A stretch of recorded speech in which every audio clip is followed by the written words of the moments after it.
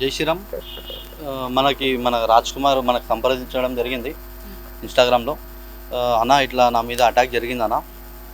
ఏమైందనంటే నేను ఇట్లా just car indicator వేసి 4 ఇండికేటర్ వేసి లెఫ్ట్ సైడ్లో చేంజ్ గురించి ఆగిన. మన క్రీమ్ స్టోన్ ఇక్కడ కేర్ హాస్పిటల్ దగ్గర మండి 36 అని చెప్పేసి అక్కడ ఆగిన. జస్ట్ నేను 4 ఇండికేటర్ వేసి వెనకాల నా జెండా ఉందన్న. ముస్లిం వ్యక్తులు వచ్చేసి 3-4 వచ్చేసి నన్ను గలీజ్ అమ్మ నా అక్కని లెక్క పెట్టేసి నన్ను ఇష్టం వచ్చినట్టు కొట్టేసిరానా అని చెప్పేసి మనకు సంప్రదిస్తే కొద్దిగా మనం ఖైరతాబాద్ పిఎస్కి తీసుకొని రావడం జరిగింది. ఈ విధంగా హిందువుల మీద దాడులు జరుగుతున్నాయి. ఈయన ఒక దళితుడు.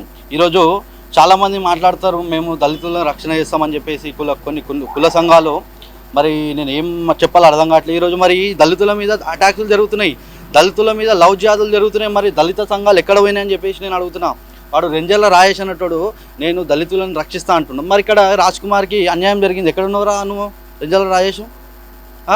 ఎవరికైనా అన్యాయం జరిగితే ఫస్ట్ సంప్రదించేది హిందూ సంఘాలకి, దళితులకు కానీ ఇంకెవరికైనా సరే రక్షించేది విహెచ్ బజరంగ్ దళ్ కానీ ఆర్ఎస్ఎస్ కానీ ఇక బీజేపీ పార్టీ కానీ.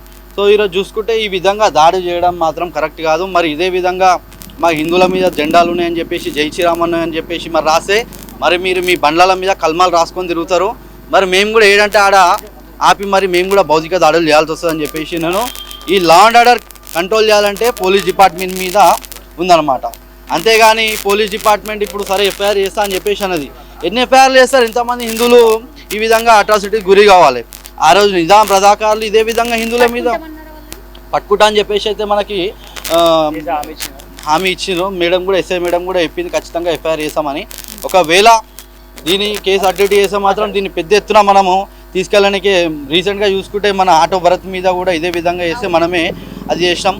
సో ఈ విధంగా క్యాబ్ డ్రైవర్ల మీద, ఆటో డ్రైవర్ల మీద, జెప్టో ఎవరైతే రైడర్స్ ఉంటారో వాళ్ళ మీద, వీళ్ళని ఎందుకు టార్గెట్ చేస్తున్నాం మీకు అర్థం కావాలి చాలామంది హిందువులకి. ఎందుకంటే ఇప్పుడు ఇక్కడ ఏమైపోతుందంటే డామినేషన్ నడుస్తుంది వాళ్ళ ముస్లిమ్స్కి. ఇప్పుడు ఈ క్యాబ్ డ్రైవర్స్ ఉన్నారు, క్యాబ్ డ్రైవర్స్ ఎవరు కూడా హిందువులు నడపొద్దు, కేవలం వాళ్ళే నడపాలి. శంషాబాద్కి వెళ్తే అక్కడ మనకి ఆర్డర్స్ పడవండి తెలుసా మీకు, కేవలం వాళ్ళకే పడతాయి. మాకు పర్సనల్గా కంప్లైంట్ వచ్చింది, దీని మీద కూడా మేము ఇన్వెస్టిగేషన్ చేస్తాం. వాళ్ళకి హిందువులకి మేము క్యాబ్ డ్రైవర్స్ ఖచ్చితంగా మేము సపోర్ట్ చేస్తాం.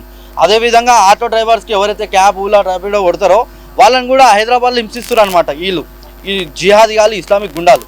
అదేవిధంగా రీసెంట్గా జెప్టోలో మన గుడ్డి మల్కాపూర్లో ముస్లిమ్స్ ఎవరు కూడా హిందూస్ రావద్దు, హిందూస్ మీద భౌతిక దాడులు చేస్తారు. ఎందుకంటే కేవలం మేమే ఇక్కడ వర్క్ చేయాలి, మేమే ఇక్కడ ఎంప్లాయ్ ఉండాలి అని చెప్పేసి వాళ్ళ ఒక ఆలోచన. అంటే వీళ్ళని అందరినీ ఇప్పుడు వీళ్ళు పోటీకి పడుతున్నారు. వాళ్ళు ఒకప్పుడు ఏం లేకుండా ఇప్పుడు వాళ్ళు సగంకి మించిపోయారు. వీళ్ళని ఒకే ప్రయత్నం చేస్తారు. ఒకప్పుడు 10% ఉన్నప్పుడు అంత ఏం పట్టించుకోలే వాళ్ళు.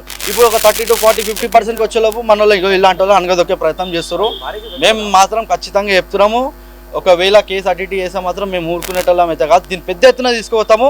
ఈరోజు దళిత సంఘాలు ఎవరెవరైతే సోకాల్ దళిత సంఘాలు అంటారో, బీసీ సంఘాలు అంటారో, కుల సంఘాలు అందరూ ఇగో మన రాజ్ కుమార్కి అండగా ఉండాలని చెప్పేసి నేను కోరుతున్నా. ఖచ్చితంగా మీరు అందరు బయటికి రావాలి.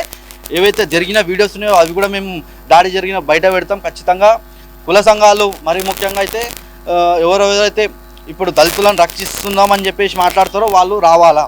సోకాళ్ళు కొంతమందిగా ఏంది ఆ ప్రెస్ క్లబ్లో ప్రెస్ మీట్ పెట్టేస్తారు, రౌండ్ టేబుల్, ఏదో చిన్న ఇష్యూ జరిగితే దాన్ని పెద్ద చేస్తారు. మరి దళితుల మీద అటాక్ జరిగింది భయ్, అప్పుడు మార్వాడోడు ఒక దళితుల మీద అటాక్ చేస్తే పెద్ద ఎత్తున గో బ్యాక్ మార్వాడి అన్నారు కదా. మరి దళితుల మీద అటాక్ జరిగింది, గో బ్యాక్ ముస్లిం అనగలిగే దమ్ము మీకుందా అని చెప్పేసి నేను ఇక్కడ నుంచి ఛాలెంజ్ చేస్తున్నా.